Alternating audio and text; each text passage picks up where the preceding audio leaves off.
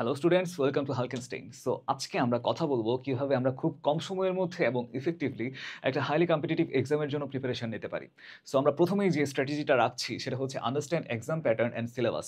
আমরা যদি ঢাকা ইউনিভার্সিটির কথা বলি, এক্ষেত্রে কোয়েশ্চেন প্যাটার্নে কিন্তু দুটা বিশেষ পার্ট আছে, একটা হচ্ছে এমসিকিউ এবং একটা হচ্ছে রিটেন পার্ট। সো তুমি যদি শুধুমাত্র ফোকাসটা এমসিকিউর ক্ষেত্রে রাখো, রিটেনে যদি না রাখো, তাহলে সেক্ষেত্রে কিন্তু তোমার এক্সামটা ভালো হলেও, যদি বলি আমি এমসিকিউ তুমি ফুল মার্কও পেয়েছো, রিটেনে যদি তুমি পাস করতে না পারো, তাহলে আলটিমেটলি তোমার কিন্তু সাবজেক্ট আসবে না। যেটা আমরা অনেকগুলো স্টুডেন্টের ক্ষেত্রে কিন্তু আমরা এই কেসটা দেখেছি।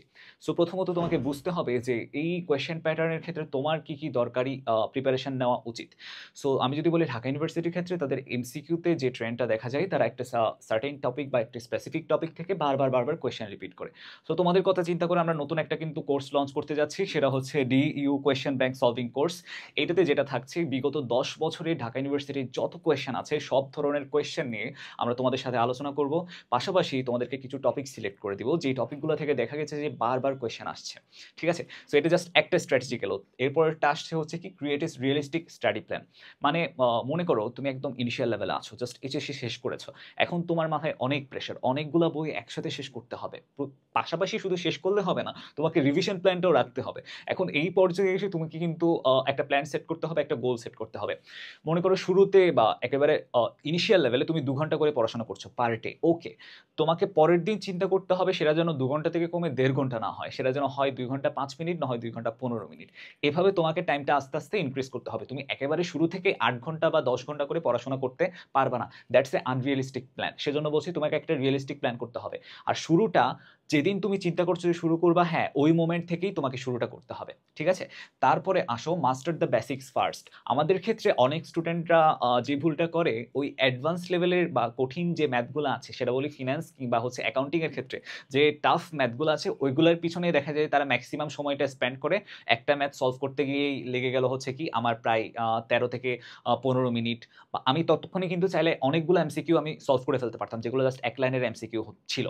তো ওই সময়টাতেই আমি যদি এমনভাবে চিন্তা করতাম যে হ্যাঁ হ্যাঁ, না, আমি ওই টাইপটা বা ওই স্পেসিফিক ম্যাথের যে টাইপ, ওই টাইপ থেকে আমি জাস্ট একটা ম্যাথ করব। কারণ দেখা যায় যে কি ম্যাথগুলো নর্মালি টাইপ ভিত্তিক হয়, তুমি যদি একটা টাইপের একটা ম্যাথ করো, তোমার বাকি ম্যাথগুলো অটোমেটিক্যালি প্রিপারেশন হয়ে যায়। তো তুমি যদি টাইপ ভিত্তিক প্রিপারেশনটা নাও, তাহলে কিন্তু তোমার স্ট্র্যাটেজিটা ভালো, আমি এক্ষেত্রে বলতে পারবো যে হ্যাঁ ভালো। ঠিক আছে, তাইলে তোমাকে সবার আগে যেটা করতে হবে, তোমার বেসিকটা স্ট্রং করতে হবে। মানে তোমার মনে করো হচ্ছে টপিকের থিম নলেজটা কি। তুমি যদি বলো ম্যানেজমেন্টের কিন্তু অনেকগুলো থিওরি আছে, যেমন হচ্ছে এমসি গ্রেগরের থিওরি, এক্স থিওরি বা ওয়াই থিওরি। ওই এক্স থিওরি বা ওয়াই থিওরির মেইন থিমটা কি? যেমন এক্স থিওরি হচ্ছে নেতিবাচক, কর্মীদের হচ্ছে কাজের প্রতি মোটিভেশন থাকে না। আবার ওয়াই থিওরি হচ্ছে ইতিবাচক, মানে কর্মীরা সেলফ ড্রিভেন, তাদের ইনার ড্রাইভ তাদেরকে মোটিভেট করে কাজের ক্ষেত্রে।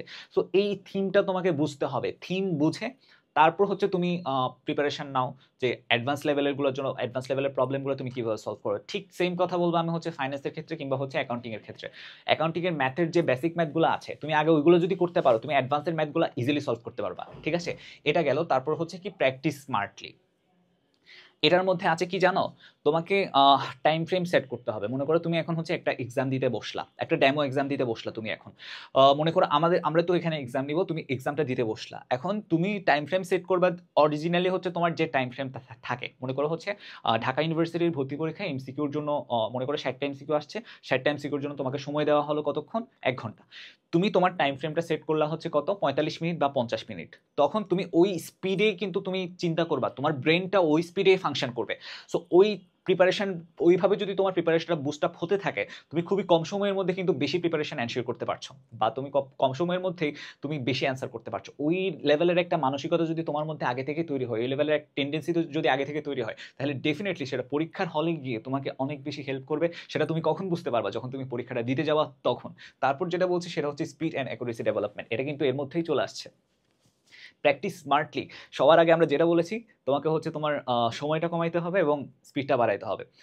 আর স্মার্ট প্র্যাকটিসের মধ্যে সবার আগে যেটা আসছে সেটা হচ্ছে ওই যে টাইপ টাইপ বুঝতে পারা এবং টাইপ বুঝে পড়া। টাইপ বুঝে পড়া মানে কি? তুমি গড় পড়াতে যদি কম সময়, 3 মাস কম সময়, অবভিয়াসলি কম সময় কেন বলছি? তোমাকে পড়তে হবে অনেকগুলো, ফাইন্যান্স, অ্যাকাউন্টিং, ম্যানেজমেন্ট, মার্কেটিং, তারপর হচ্ছে তোমার বাংলা আছে, ইংরেজি আছে। তাহলে চিন্তা করে দেখো, এত কম সময়ের মধ্যে এত বেশি পড়া রিভাইজ দেওয়া কি আদৌ সম্ভব? তোমাদের মধ্যে যেন এটা নিয়ে কোনো নার্ভাসনেস কাজ না করে সেই জন্যই আমরা বেসিক্যালি এই নতুন কোর্সটা নিয়ে এসেছি, যেটা তোমাদেরকে কনফিডেন্স দিবে যে কি হ্যাঁ, আমরা যদি এই টপিকগুলো পড়ি, এই সিলেক্টেড টপিকগুলো পড়ি, তাহলে পরীক্ষার মধ্যে আমাদের ভালো একটা মার্ক অবশ্যই আমরা এনশিওর করতে পারবো। দেখো, এত অল্প সময়ের মধ্যে পড়া অনেক বেশি, তাই তোমাকে অবশ্যই সিলেক্টিভলি পড়তে হবে। আর এই বিশ্ববিদ্যালয়ে ভর্তি পরীক্ষার সব থেকে বড় যে ব্যাপার সেটা হচ্ছে সিলেক্টেড টপিক থেকে কোয়েশ্চেনগুলো বেশি আসে। এখন এখানের মধ্যে হয়তো দু একটা কোয়েশ্চেন একটু আনকমন কিংবা ঘোরানো পেছানো থাকতে পারে, কাদের জন্য? যারা র্যাঙ্ক করবে বা টপ করবে তাদের জন্য। তোমাদেরকে এটার জন্য খুব বেশি টেনশন নিতে হবে না। আমরা তোমাদেরকে পাশাপাশি আরেকটু অ্যাডভান্স লেভেলের কিছু কোয়েশ্চেন আমরা যে পরীক্ষাগুলো নিচ্ছি সেখানের মধ্যে রাখবো।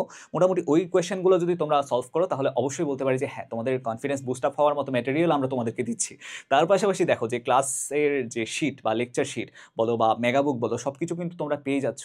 আর আমাদের মেগাবুক থেকে যে পরিমাণ কমন পড়ে সেটা কিন্তু তোমরাই জানো, কারণ আমরা প্রত্যেকটা পরীক্ষার শেষে, কম্পিটিটিভ এক্সামের শেষে আমরা কিন্তু দেখাই যে হ্যাঁ, এই টপিক থেকে আমাদের মেগাবুকের এই লাইন থেকে কোয়েশ্চেন এসেছে। সো চিন্তা করে দেখো আমাদের এই কোর্সটা তোমাদের জন্য কত বড় একটা অ্যাডভান্টেজ হতে যাচ্ছে। দেখো, সময় কম, সমস্যা নেই, তোমাদের জন্য আমরা আছি। আমরা শুধু একটাই জিনিস চাই, সেটা হচ্ছে তোমাদের সফলতা। তোমাদের সফলতা হওয়া মানেই হচ্ছে আমাদের সফলতা। তো পরিশেষে একটাই কথা বলবো যে ওয়ার্ক হার্ড, ভালো মতো পরিশ্রম করো এবং এনশিওর করো যে তুমি তোমার বেস্টটা দিচ্ছ, যাতে করে হচ্ছে স্বপ্নের বিশ্ববিদ্যালয়ের সেই সিটটা তোমারই হয়। পরিশেষে তোমাদের জন্য শুভকামনা, বেস্ট অফ লাক। আজকের গাইডলাইন ভিডিও এই পর্যন্তই।